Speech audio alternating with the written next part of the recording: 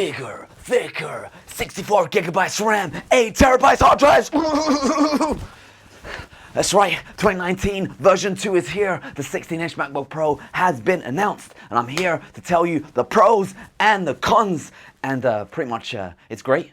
Firstly, the price, it's pretty much the same. It's the same, but even cheaper than the last 2019 one, because if you go for the upgraded model, it gives you the Vega 20 option for free. It's no longer called Vega 20, it's actually called 5500M. 5500M, which is apparently 80% faster than Vega 20. So if you just bought a maxed out Vega 20, forget that.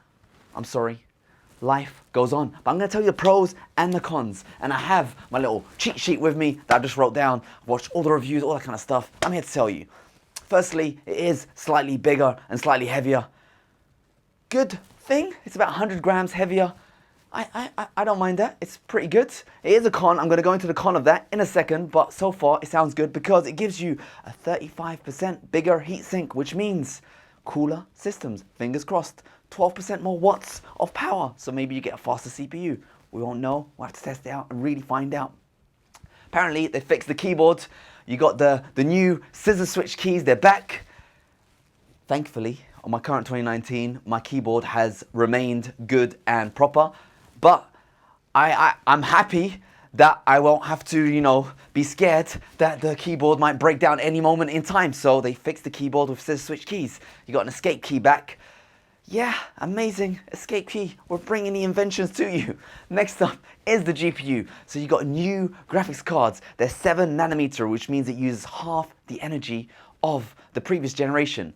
And with that half energy usage, they pumped up the energy in the performance. So according to Apple, it goes up 80% faster than Vega 20.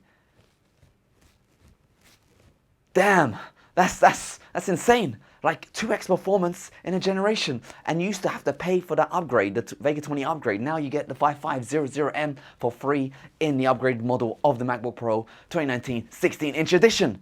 I've checked both graphics cards, and they say, AMD, they say they both use up to 50 watts of power. So what's the difference between them? The faster one's around 20% faster than the slightly slower one, but the faster one comes as a default option in the upgraded model, and if you want an i9 2.3 gigahertz, that's the one you're going to be getting. So yeah, faster graphics, going to have to test it out. And oh my god, options, I already discussed this right at the beginning. You can get 64 gigabytes of RAM, and it's slightly faster RAM. I'm not going to get that, I'm going to stick with 32. 32 is good enough for me, my friend, and I, but 64 gigabytes, I got to respect Apple. They are giving people what some people want. 64 gigabytes, I don't want it, but it's good that it's out there. It's going to drive down the market. Everyone's going to get it, and things are hopefully going to get cheaper. Also get up to 8 terabytes of hard drive space. 8 terabytes. I've got 2 in my system. I tried 4. I loved 4. It was nice. But 8. Damn. You got a mobile workstation over here. You don't need a NAS drive. You don't need anything. You got your whole life stored on your MacBook. Of course, the SSDs on the MacBook are soldered in. So if you damage any part of your Mac, you might lose all of your data. So just warning for you guys out there getting the 8 terabyte model, or one of you guys out there getting it. Make sure you make regular backups. So buy a big NAS drive and back up your NAS, back up your computer to your NAS, because if you damage any component of your MacBook, Apple say in their repair policies that you may lose all of your data. And they've got rid of that plug-in chip where you can extract data because everything's encrypted by a T2, so you've pretty much lost everything. So pretty much the 8 terabytes should be viewed as caching, not for your serious stuff. And if you do 8 terabytes, backup. Anyway, that's something for you to know. Next up is speakers. Now, the 15-inch 2019 MacBook Pro speakers and the 2018, amazing. The quality is insane. Bass quality, beautiful. Apparently, they've made it better. It gets louder and better. Thank you. Same price, even cheaper. Thank you. Next up, what's this say? I wrote some notes kind of say, oh, apparently the microphone's improved. So the microphone is apparently 40% less hiss. I'll have to believe it when I hear it. I saw some people review it out there. It sounded exactly the same to me, but apparently it's less hiss in the microphone. And hallelujah! Praise whichever God you believe in, or whichever God you don't believe. Just praise humanity, praise everything. They do not have a U1 chip in the new MacBook Pro. So if you're concerned about radiation levels, it should hopefully be the same as the current generation MacBook Pros, which is great. Now, over to the cons now, because there are some cons. Goodbye, my friend. Mojave is no longer supported in 2019. That's it. If you want to be doing 32-bit applications or plugins for your legacy production lines, say goodbye to that, because the MacBook Pro 16-inch is Catalina only. The drivers are in Catalina for the graphics cards, so I'm pretty sure Apple won't release an update for Mojave. I have emailed them to ask them, and as soon as I get a reply, I'll post in the comment section below. But you can pretty much say goodbye to 32-bit plugins, all those 32-bit Steam games. Goodbye. Yeah, goodbye Mojave. I love Mojave. I'm still using Mojave. I kind of don't want to upgrade because I don't want to switch to Catalina. I'll be doing some performance tests actually when I get it. I'll be testing Mojave versus Catalina, the new versus the old, see which one's better. I'll let you know which one's better. But I'm scared of Catalina. I myself use 32-bit. I play 32-bit games. And that is a huge loss for me. So that is a big con, especially for production people out there. Check if you have any 32-bit legacy applications or plugins. You can do that in system information. And make sure you're ready for the jump. Okay, yeah.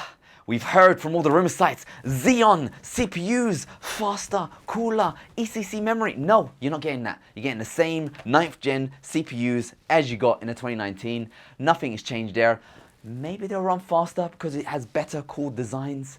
But of course, if you check the news sites as of yesterday, there is a new zombie load exploit for Intel CPUs. So Intel CPUs in general are going to get slightly slower. Intel's released microcode updates, which will, make your PC slightly slower, but more secure. So yeah, same CPUs.